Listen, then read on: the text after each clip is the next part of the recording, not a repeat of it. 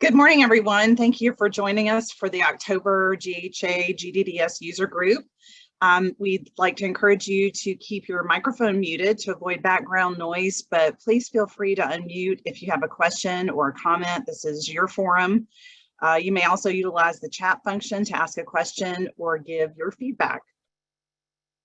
Our agenda today is, as always, to give a GDDS overview as a reminder and for any new users. We have a few updates to cover. Just July data will be refreshed over the weekend. So when you log in to Advantage Optics on Monday morning, the July 2022 data will be present. I released the monthly GDDS July release yesterday, posted into Box. So if you have any questions or you didn't receive that notification, please let me know. If you're a limited data set user, we just have some upcoming GHA member reports just for you to be aware of. And then I have a few things to kind of cover as a reminder on Advantage Optics. And then we also are going to be talking about getting ready for 2023, believe it or not. So we have a few agenda items to go over this morning.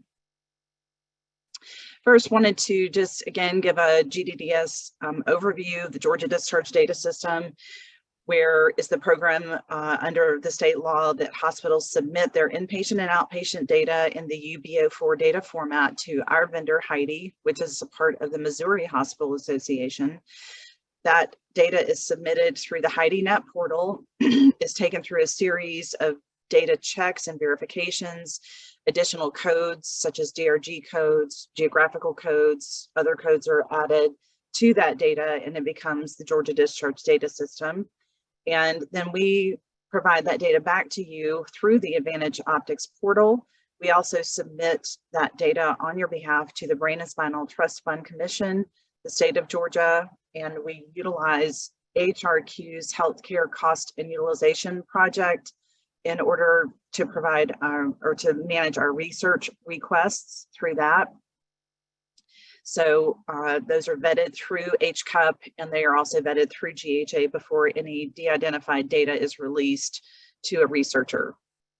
Any questions about this overview?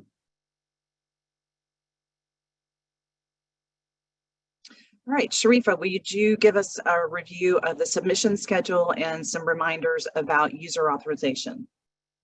Yes, thank you, Leslie. Good morning, everyone. As you know, and some of you have asked me for this schedule, the August data will be due on October 15th. So we're on a monthly submission system or 45-day rolling period. So we give you extra 2 weeks to submit the previous month's data. Those of you, of course, who participate in Quality Works, your data submission dates have not changed, so it's due the 28th of the next month. And thank you for those of you who submit on time.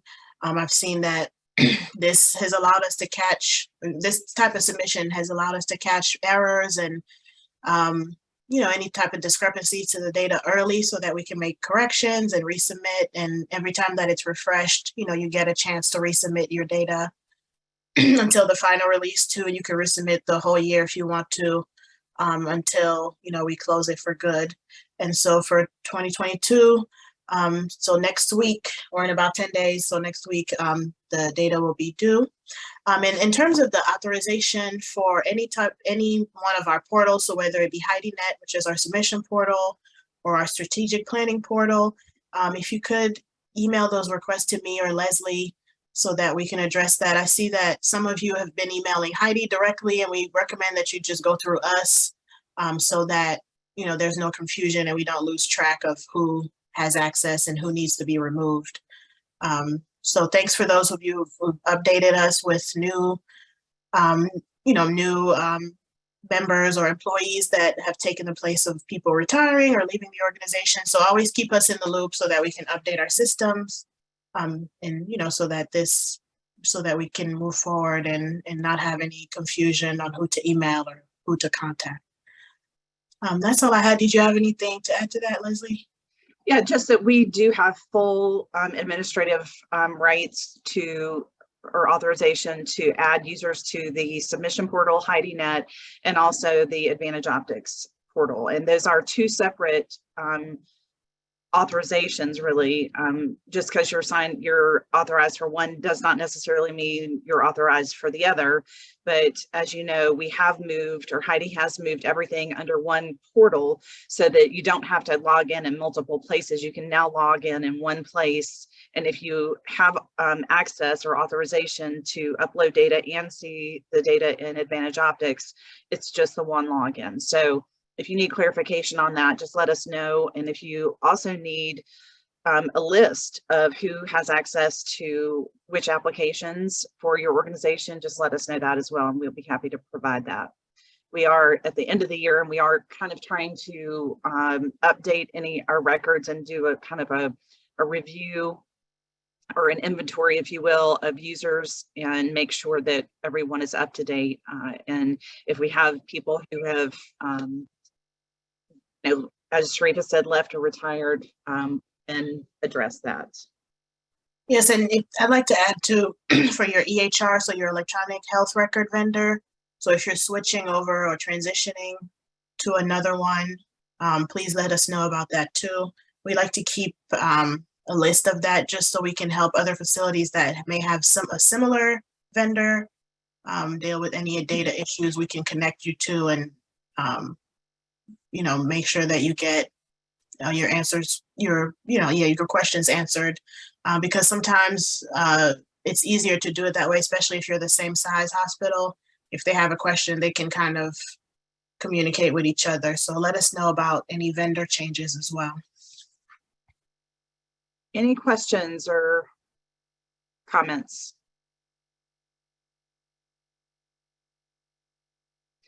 All right, we did want to remind you, and Bill can speak to this, about we do offer you or make available to users, some users, GHA, what we call member reports. Bill, do you want to share what those are? Yeah, those are the reports that we get, either that we've generated or we get through our partnership with the Hospital Association in New York State. They do a lot of the Medicare modeling of the policies that have been released. I think we're out of proposed rule season. Final rules are typically 60 days post comment period. So we may get some updated final rule analysis that we'll share for things like OPPS and home health and skilled nursing and long-term care, things like that. What we expect really soon from Haney's is a number of the quality measure trend analysis. They get that from MedPAR data, and we should be getting the outpatient, inpatient, and critical access utilization analysis in the near future. That's on their schedule to be released, and as soon as we do, we'll look at them and make sure that everything looks good, and then we'll post them in your member folders that are on the GHA website. And Bill, we'll send out a notice when those go out too. Bill, typically who has access to those folders? All C-level has access to the folders, and then anyone that a C-level has requested access. I think PR we also added because of the economic impact report. So CEO, CFO, COO, Chief Nursing Officer, and then anyone that they have requested access. And that again is on our GHA website, where you do need to log in to access the data services member folder section of the website. So if you have any questions about that, please reach out to me, Sharif, or Bill. We'd be happy to help you through that. Any questions? Again, please utilize the chat function if you don't want to vocally ask a question. All right, the next thing I wanted to cover or give a reminder or clarification about is the Heidi non-resident program data. We've talked about, and I'm going to show a couple of screenshots, that within Advantage Optics, there you'll see when you select the hospital selection sheet that there are hospitals outside of the state of Georgia. And that is because Heidi has what is called a non-resident program. And there are 18 states that participate. And some of this data is only received, it's either received quarterly or annually from some of these states. And what it is if any Georgia resident their Georgia address is seen at a facility at one of these states, we will get that basic information from that facility. It's not the full record. It's basically a head count that says, you know, this patient was seen in Kansas or Missouri or one of the other states that participate. So just know that that data is in there, and it's called the non-resident program. And if you want to filter that data out, one of the ways you can do that, and hopefully this is a little easier to see, but you can choose the apply additional filters up here at the top when you're in one of the dashboards. All of the dashboards have this additional filter. And in that additional filter, there's a place called service area. And you can see that this is all the Georgia selections here. There's 6 areas, 6 regions, so to speak. In addition, you know, when you click on the hospital list, over here, you're going to see other hospitals outside the state of Georgia. Just because you see those hospital names does not necessarily mean that there is a patient that was seen at one of those hospitals. So I know that that might be a little confusing, but just keep in mind that just because you may see a hospital in Missouri or Kansas or one of the other states, that does not necessarily mean that there was a Georgia patient seen there. They're just in that drop-down list. Also wanted to, you know, give some reminders about the functionality and navigation in the Advantage Optics. When you go to the home screen, and you will see 3 sections: favorites, recents, and recommendations, and that's pretty self-explanatory. Favorites are the ones that you've kind of clicked that star by, and recents are anything that you have opened, you know, recently. And recommendations is some kind of methodology that they say it predicts or tracks your habits in accessing the dashboards and makes a, I guess, smart intelligence recommendation for you there. But the main, probably the top 2 are the favorites and the recents that you'll see, and it'll show you the specific dashboard that you accessed or favorited. Also, when you go to Explorer, you'll see just the full gamut of the different dashboards that are available. You'll also see the, if you have favorited any of these, you'll see that here as well. And you can access and click in there.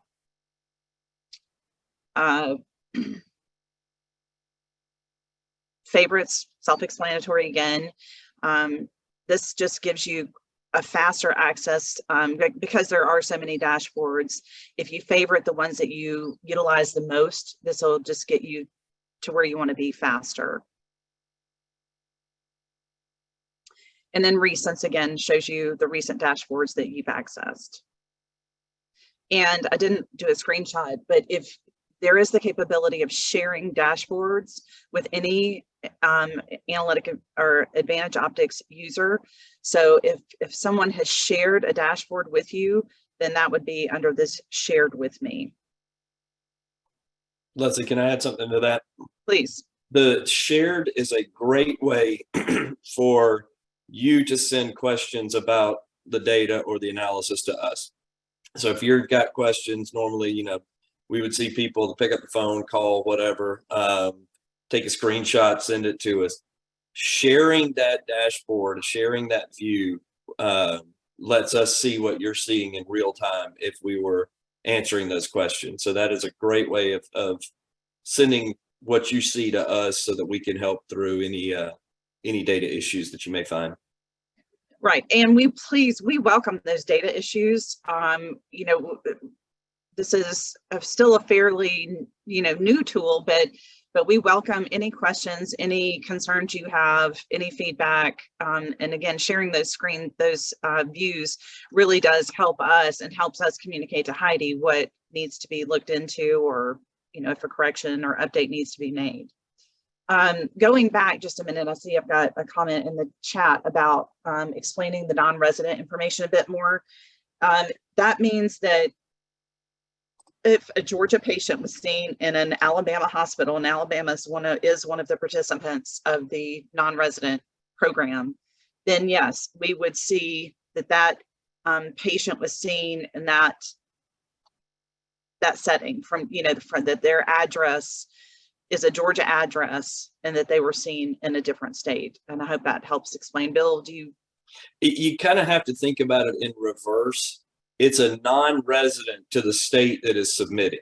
So Georgia residents show up in a Missouri file for us because they're a non-resident to Missouri. So you kind of have to think about the language in reverse. It helps a lot for those hospitals that are on the borders, where we could see Georgia patients going into North Carolina, going into Tennessee, going into Alabama. And that helps a number of these border hospitals kind of understand that market on the other side. You know, the ones going to St. Louis, you know, that was probably a one-off thing. That's not something you would need for like strategic planning, but we don't limit it to just border states. It's all of the non-resident states that are participating. And they're still working to add others as well. So I know Right. that there are some areas that are missing, but they are working to encourage other states to participate in this non-resident data program. And I hope that helps. Another good question, Advantage Optics, yes, is available to all GDDS submitters. All of the hospitals in Georgia submit data to through us, through the HeidiNet portal. And yes, that is part of our data agreement, that we provide this outward facing online tool for you to have access to the aggregate statewide data. So if you need to add additional users, please contact myself or Sharifa, and we have the authorization form to send you. It is a, gives a description of what you're accessing, and you fill out your information, and then a C-level or their designee need to sign it, and you just return it to us, and we can usually turn that around in the same day and grant you access. And just for those of you who are new, that we do require dual authentication, as most online banks and any data access is requiring these days. So if you need help with that, we can help you set that. It's a text push to your phone, or there's another way to do it. I think you can put an app on your laptop or computer, your desktop as well. So we can help you through that. But another question about how much detail is available on the non-resident patients. And let me get back to you on that, to everyone, with a detailed, a more documented answer on that. It's mainly head count, but it does give some geographical information. But let me get a specific definition of what we get from Heidi in that data. It's not nearly as robust as what we have in Georgia patients. It's more just kind of one patient went to this hospital for, I think they limited the service line. Didn't that what I saw? Or I think so. MDC. Yeah, I just want to give a correct answer. Any other questions on that part before we move on? Okay. I also wanted to talk about how you can save a new or custom view. When you're in a dashboard and you've entered, for example, and I've been playing around with it too, entered a bunch of zip codes to define your service area, and you want to save that, what you need to do is at the top, click View Original, and then it will allow you to either name that particular view, or if you already have a saved view, you would then open that view from your list of saved views. Now, one thing you'll notice is that wherever you create that saved view, whatever dashboard or whatever tab you're on, that view is specific to that dashboard or tab. And that carries across through all of the inpatient workbooks. So, and all of the outpatient and emergency department workbooks. So if there's an executive summary on both the inpatient, outpatient, and ED workbooks that you have saved a view for, then you can pull it up for that executive summary, or you can pull it up for the market trend if you've saved it under the market trend. But when you'll notice when you pull up that view, it will automatically take you to whatever tab or dashboard you define that custom view for. Does that make sense to everybody? So this is a great way to save your work and go back, and you can adjust the dates or times, or the date range. Like if you've done it for all of 2022, through June. Well, next week when we add July, you might need to go back into that custom view and add July and save it again. So that is a very helpful tool to. I know that some of you have done that for service lines. Service area, you might want to do it for a specific group of hospitals, but there's a lot of ways, that you can utilize that function to make it easier on yourself when you are using the tool.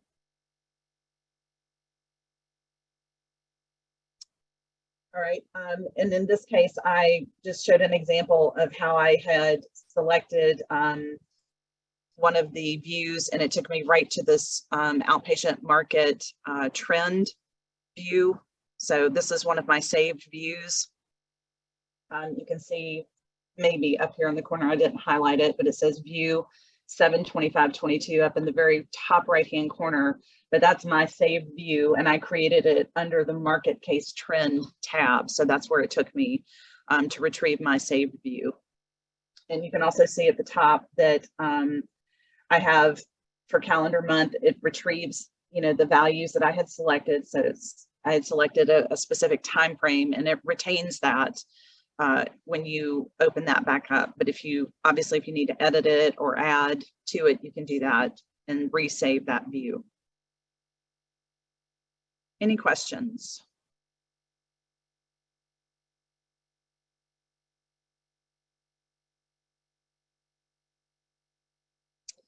All right. As we were looking forward to planning for 2023, we wanted to just go ahead and be talking about some things that'll be coming your way soon. Bill, you want to talk about the notification that'll be coming out in the next month or so? Sure. As we've done the last year, we'll do this year coming up. I don't know how many, we base all of our the GDDS fees on tiers. We have 10 tiers that are based on inpatient and AMSURG volume. And they're usually 2 years in arrears. As we did for for this year, and we'll do for next year as well, we are holding all of the tiers frozen as of 2019. That volume change in 2020 and largely in 2021 has been COVID related, and we didn't think it was fair for the hospitals to be penalized for that additional volume that we'll call it non-strategic. So we froze the tiers as of 2019. We've had a hospital close, or we've had a hospital open or merge, whatever. Those things those will be adjusted as normal. But if you were a tier 3 in 2020, you'll be a tier 3 in 2021, 2022, 2023. So we're going to freeze those again. When we do go back to using the tier analysis, we will do some sort of a stopgap measure so that, things don't bounce from a tier 3 to a tier 9 or a tier 6 or whatever. So we'll do some sort of a limitation based on how far things can move up. We'll send that out in October. So the only increases are what our vendors have passed on through us. I think the modeling right now shows that nobody's going up more than maybe $100, $150. So it's we're able to spread a lot of cost, and we're able to gain a lot of efficiencies with the new tools that we've rolled out this year. And while we're doing that, if for those of you that are on the call, if you need to send in a new billing contact to make sure that they're notified, feel free to send that in to me, Leslie, or Sharifa, and we'll update that just to make sure the right person is in our system.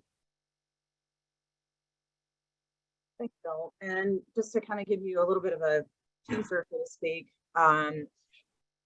for 2023, and we'll expand upon this more next month.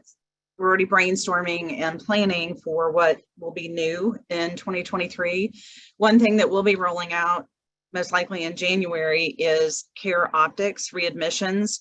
Currently, or previously, we had a readmissions portal for quality users in the old JBeyond tool, and we are going to use the Care Optics. Heidi already has a readmission model that we are going to be rolling out and implementing in January. So be on the lookout for that, and maybe share that information with your quality team. We will take any users that we had for the previous tool and add, as we did with the Heidi Advantage Optics, and we'll add those. That requires a little bit more authorization because it is dealing with, you are able to access the PHI data, your patient level data. So we're excited about that. We'll have separate training and we'll have separate, a separate launch for that, but it will be under the umbrella of our Heidi portal, the GHA Heidi portal.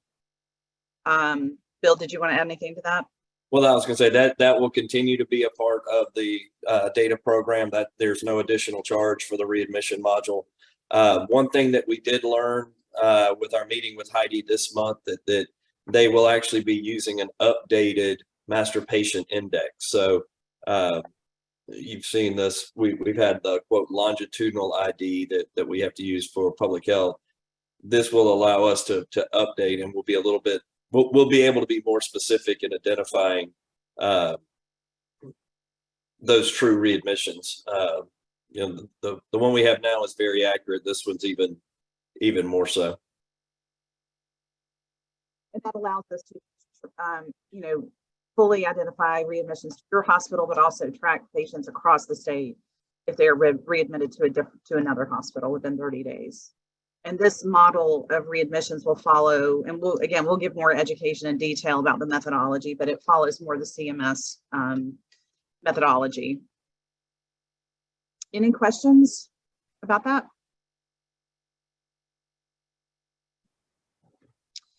And we are hoping to host an in-person meeting next year.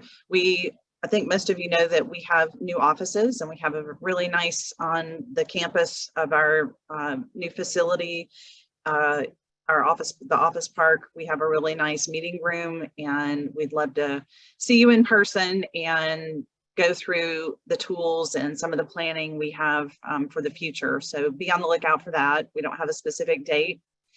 And one of the conversations that we want to have is we're exploring additional outpatient data.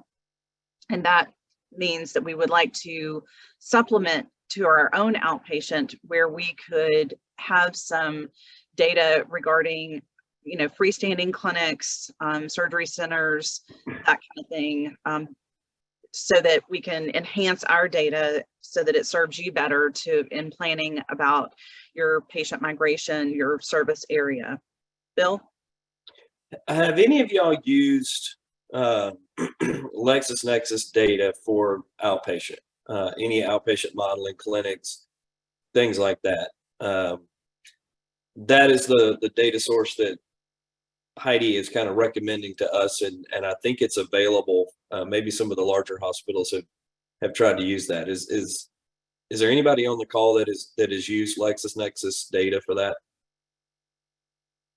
Feel free to put it in the chat if you prefer.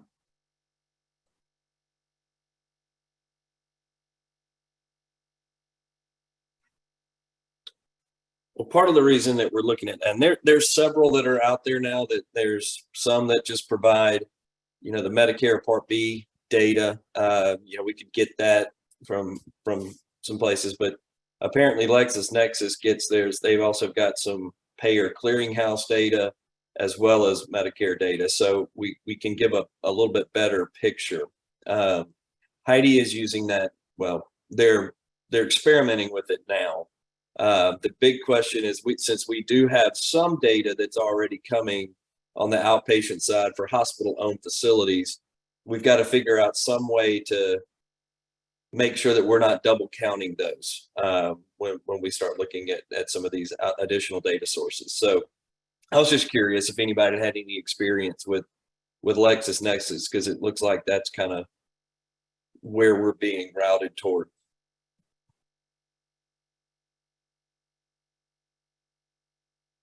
Well, we'll keep you in the loop on that whenever we get a little bit better information and how we can incorporate that into GDDS.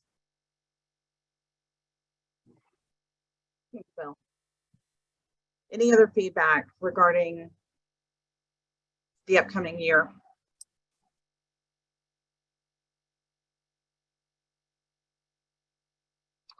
That just rolls us into other questions. I'll pause again for a minute. Everybody's pretty quiet today.